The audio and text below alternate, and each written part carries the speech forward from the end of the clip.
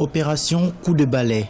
Conakry, scène de violentes manifestations suite à la grève des syndicats d'enseignants est devenue méconnaissable à certains endroits, à l'image de cette station-service à Bambeto, dont la boutique a été vandalisée et mise à sac.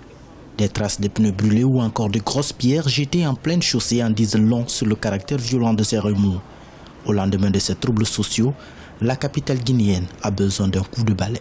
C'est un devoir pour nous de sortir, vraiment nettoyer la ville de Conakry. Les jeunes ont accepté de venir sans contrepartie. Ils ont accepté de travailler. Depuis le matin, les gens travaillent sans contrepartie. Cette opération de la société civile a connu une forte mobilisation dans plusieurs quartiers de la capitale. De Bambeto à Kenyan, en passant par la Bellevue ou encore d'Abondi, les volontaires sont sortis apporter une contribution.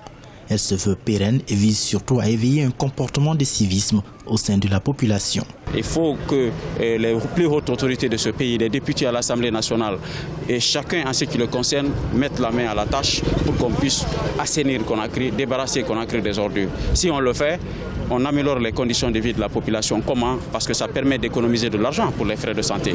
L'argent économisé peut être utilisé pour payer l'éducation des enfants.